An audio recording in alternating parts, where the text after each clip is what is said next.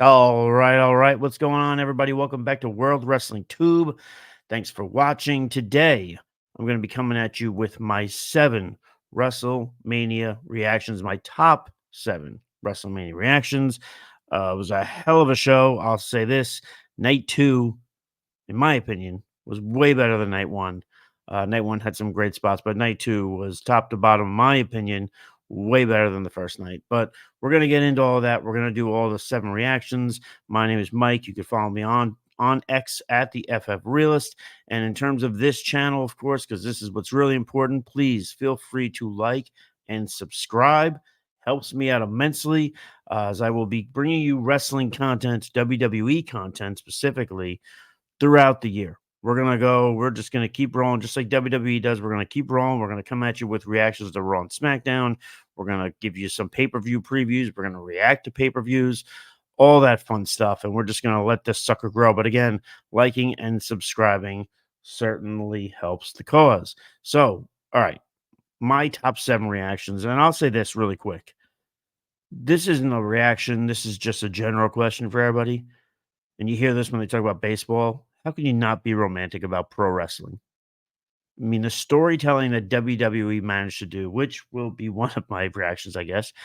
I mean, let's just go into it. The peak storytelling. The peak storytelling is what makes pro wrestling romantic. Yes, you enjoy the moves, of course. It's always very entertaining, the high spots and so on and so forth, the psychology of the wrestling, the way they tell that story in the ring, but the actual storytelling of these matches. I mean, if you look at that graphic I just showed with the storytelling, Roman Reigns has a chance to hit Cody Rhodes with a chair in Bloodline Rules. That's the actual opponent. That's the person he has to beat. But what does he do? He hits Seth Rollins. Why does he hit Seth Rollins? Because he's still not over all those years ago when the Shield broke up after the chair shot her around the world. When Seth Rollins took a chair to the back of Roman Reigns, Roman's still not over it, clearly. So you got that. And not only with that, you also got Seth Rollins a couple weeks ago had told Cody Rhodes on Raw that he was going to be his shield. And lo and behold, he literally was his shield. He took that chair shot right in the back. And that helped allow Cody Rhodes to ultimately get the upper hand, take advantage of Roman Reigns being emotionally overcome by Seth Rollins in his shield gear. So, I mean, and even the storytelling you go into, we're going to talk about Sami Zayn, but it's not just night 2 with the whole bloodline thing. Yeah, I mean, obviously it's huge. And that's been building for God knows how long. But even just the whole thing with Sami Zayn and his entrance, him with his wife, him with his son, then seeing Kevin Owens, like they managed to. I was in the camp that I wanted Chad Gable to be the guy to be wrestling for the Intercontinental title. And even still, as disappointed as I was on night 1 of WrestleMania that he was not the guy, they managed to take me from what I believe to be a corny spot on Raw, where it's, they're doing the whole Rocky thing, Rocky 3 thing, and Sammy's training and he's saying, I'm scared.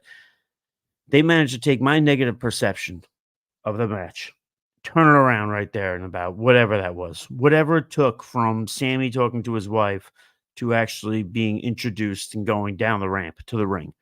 I was in. I was in. I was suddenly okay with Gunther losing. I was all right. I'm in. And that's the beauty of this. That's a big takeaway here is this storytelling. And I have to hope that the storytelling will continue, or not even that it will continue. I have faith that Triple H will continue it, but it'll be as fruitful as it was here at WrestleMania. So we'll see where it's going. But yeah, absolute peak storytelling, which makes all this better. It absolutely does. And if there's a company that's not doing great storytelling in wrestling, it's going to show. It's going to show. It's not going to be as impactful. It's not going to be as memorable. And speaking of memorable, my other takeaway, obviously, my other reaction is Cody Rhodes finishing his story. Incredible, incredible, incredible, incredible match. Absolutely incredible match. Um, Everybody's saying it's, the best WrestleMania main event of all time. I'm one of those folks who's skeptical to say that right away. I would like to go back and watch some of my faves and then watch WrestleMania 40's main event night 2 and see if that works, but I mean, the emotional ride they take you on is just incredible. Um, Even with Roman being even before all this stuff with, Solo Sikoa coming out, the Usos coming out, um, John Cena, The Rock, The Undertaker, even just in the beginning, the the chemistry that Roman and Cody have, not just on them, they have better chemistry wrestling in a ring than they do talking to one another. I mean, and Roman just smug and cocky, champion for what was it, 1,316 days going into that match. I mean, just thinking his shit doesn't stink, and and just the back and forth and the whole underdog bit, just absolutely incredible. And then obviously, yes, with the rundowns and the emotion. Cody finishes the story. Absolutely incredible main event. And I'll say this, the Usos, which was a huge disappointment for me in night 1 of WrestleMania, I thought that their run-in and ultimately, getting speared off of the ramp onto tables, that was more eventful than their 11-minute match on night 1. So whatever. So those are 2 big takeaways. Cody Rhodes finishing his story, the peak storytelling. What I will say about Cody Rhodes, which we're gonna find out in a couple hours when the Raw after Mania goes live, I'm curious to see where this goes now. Because the next question would be, we're gonna assume Roman Reigns he'll be at Raw, but we're gonna imagine he's not gonna be at Backlash in France. He's not gonna be at many pay-per-views for a while. So where does Cody Rhodes go from here? Who is his challenger? Who do you want to see as challenger? Do we want Seth Rollins to turn his back on Cody after? And then that was the other remarkable thing about the storytelling. A lot of people leading up to this WrestleMania thought, okay, well, Seth, whether it's night 1 or night 2, he's turning on Cody. And it never happened. Matter of fact, he took a chair shot in the back for Cody. Um, so does he do it now? Because now we think, okay, whew, coast is clear. He didn't turn. Well, maybe he does tonight. So we'll find that out. But I mean, so yeah, so we've got the peak storytelling. We've got Cody Rhodes finishing his story. And then, yeah, that bleeds into, like I was saying, Roman Reigns. Where do we go from here? Longest reigning Universal Champion by a mile, 1,316 days. Up next would be Brock Lesnar, Kevin Owens, and then you go to Brock Lesnar again. And then I forgot about this, but Braun Strowman was there with 141 days. I guess cool if you're into that sort of thing. I'm curious to see. Well, we'll get into what's going to happen with Roman Reigns. I'm curious to see. You saw that list, and I'll flash it again of the longest reigning Universal Champions, and a lot of we saw Gunther's streak, which, by the way, ends with 666 days. Don't love that. Um, I'm curious to see if they go with a very long title reign for Cody Rhodes. He finished his story. Does that mean he needs to hold on to the belt for a year? Not necessarily. I mean, maybe they're gonna maybe he holds it for 4 months. Maybe he holds it for 8 months. I'm very curious to see how they handle that, though. And I also think the business side of things will dictate how long they keep that belt on Cody. But Roman, where do we go from here? I got to imagine after Raw tonight, because I imagine we'll see Roman. Maybe they plant seeds for The Rock. But after this, we're probably not going to see him till what? SummerSlam? Money in the Bank, maybe? Leading into SummerSlam? Like, he's not going to be around till a big ticket pay per view. And is he challenging for the Universal title? Or, like I said, are they planting the seeds for The Rock and Roman Reigns?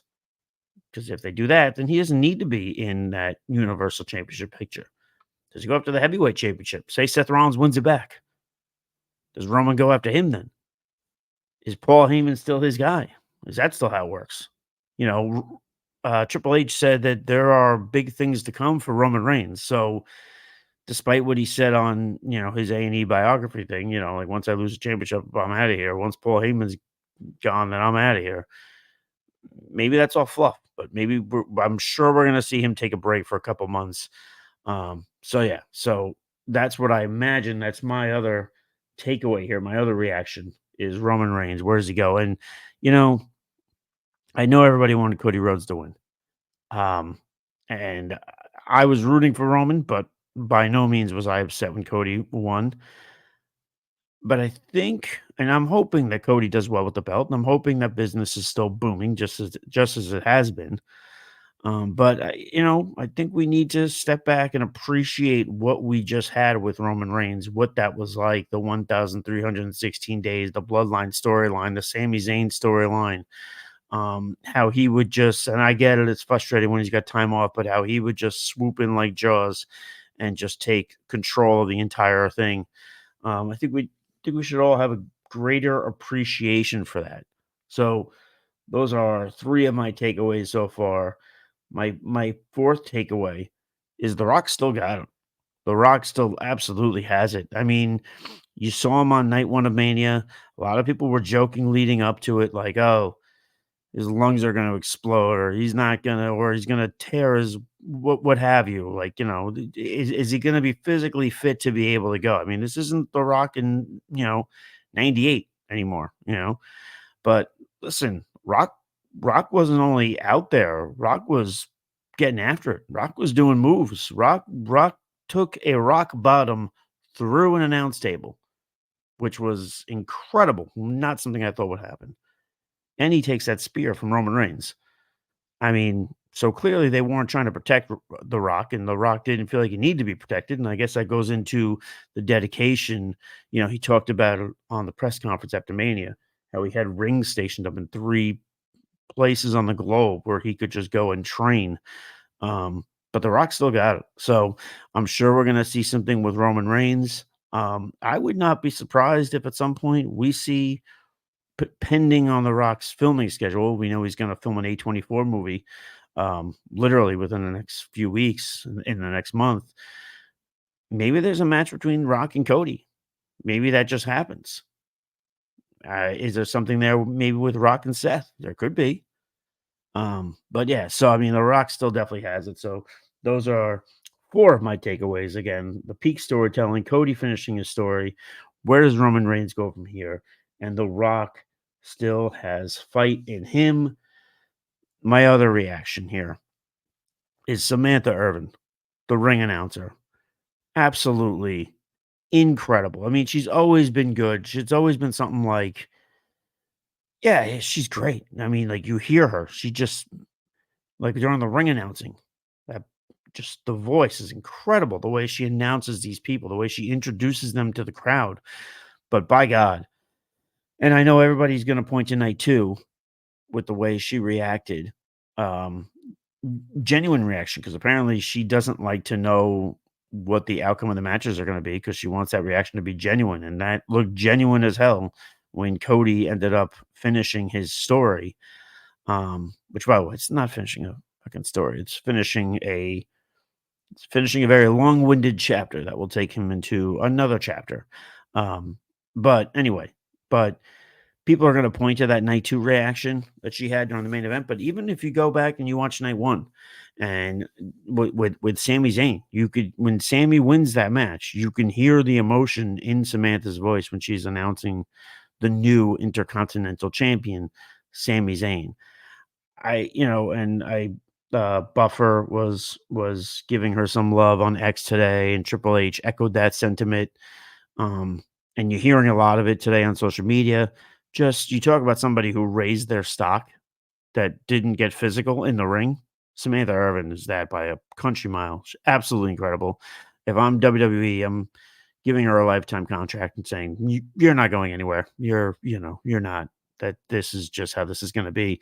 Because that emotion, the way she announces people, the way she introduces them to the crowd, she adds something to the match. She is literally a part of the match in the way that she announces people. I mean, at least that's how I take it. So if I'm WWE, that woman goes nowhere. She's gonna be doing ring announcing for as long as she wants to do it, or as long as she's willing to accept the checks. So yeah. major kudos to Samantha Irvin. She is a damn legend in my book, and tip of the cap to her. So that is another one of my reactions. And we'll go. We talked about the Sami Zayn, her declaring Sami Zayn as being the winner. Sami Zayn continues to build a WrestleMania legacy. I mean, you talk about WrestleMania 38 with him and Johnny Knoxville. Is that high profile match? Is that on the level of what he's done the last 2 years? No, but that was almost that could have been a chicken shit situation. And Sammy took it and made the best chicken salad you've ever seen.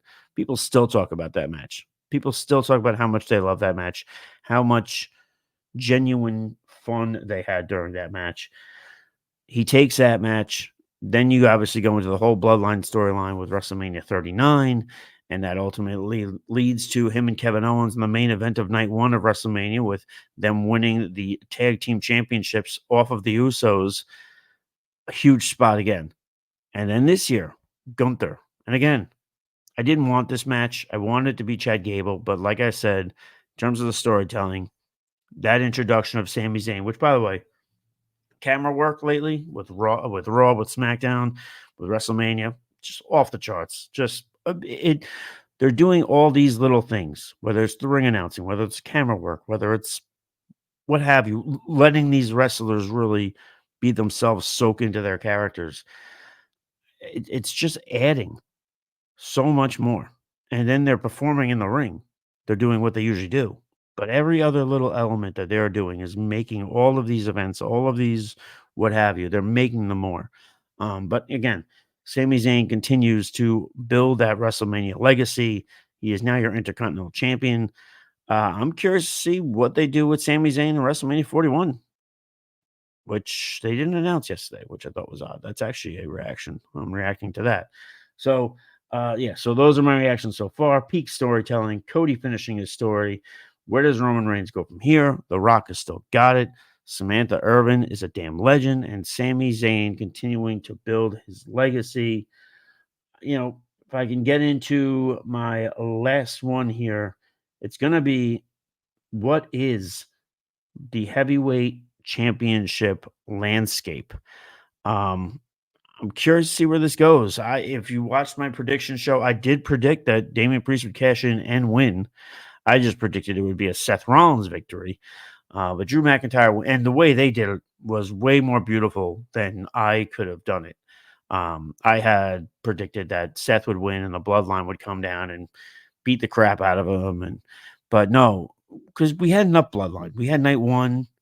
We knew we were going to get bloodline, obviously, with bloodline rules at the end of night two. So we didn't need to do bloodline. We didn't need to oversaturate it. I mean, it would have made them more formidable, I guess. Would have made it seem like, holy crap, they're really stacking the deck against Cody. Because if they do this to Seth, what are they going to do to Cody? But the way they did it with Punk, beautiful. Because it also sets up Punk. It sets up Punk's future. And maybe that tricep is feeling a little bit better than we thought. I mean, again, he didn't get crazy physical, but Drew McIntyre, talking trash to him on the announcer's table. Finally, Punk has enough. He sweeps the leg, Johnny. Then he takes off his brace that he has for his tricep, hits Drew McIntyre, and then in comes Damian Priest, and it just CM Punk looks absolutely elated as Drew is in disbelief as he held the title for, I believe, for 5 minutes. But the World Heavyweight Championship landscape will be an interesting one. Does Seth Rollins want to challenge Damian Priest? Does Drew McIntyre? But then you have like a heel on a heel situation. So how's that going to work? Also, what is the stock in Damian Priest? Do they really intend for Damian Priest to be a credible champion, or was it more just a card to play to further the feud in a big way between Drew McIntyre and CM Punk? Because once CM Punk comes back, if Drew McIntyre signed that contract extension, they're going to get after it, them too. And this only just throws more logs in the flame that is that storyline. So we'll see what happens there. But I'm just genuinely curious as to how credible of a champion Damian Priest is going to be. Some people don't seem to be in love with him. You see a lot of interesting comments that I won't mention on this show. They poke fun at Damian Priest quite a bit. So We'll see. I'm curious, and hopefully this gives more legs to Judgment Day because I personally am not ready for Judgment Day to call it a day. Even though it looks like it's heading that way, you're starting to see little fractures here and there. Dominic, not always keeping everybody in the loop. Jamie JD McDonough can't seem to, walk and chew gum at the same time. So I'm curious. Hopefully, Damian Priest as the champion adds some legs here. We'll see who his challenger is going to be as he goes into Backlash, which will be in France this year, which will be a 1 p.m. start for folks here on the East Coast.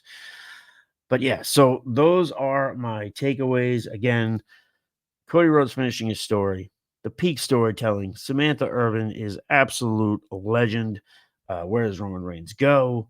The Rock still has fighting him. Sami Zayn continues his WrestleMania legacy. And lastly, what is the heavyweight championship landscape? I'll tell you this: I would love, but again, you're talking about a heel and a heel situation. I don't even want to see Gunther challenge Sami Zayn. I don't even want to see that rematch. Don't worry about it. You know what you go into there? You go into Chad Gable telling Sammy before Sammy went out to the ring, "Hey, don't you owe me. Just remember that. Just go into that.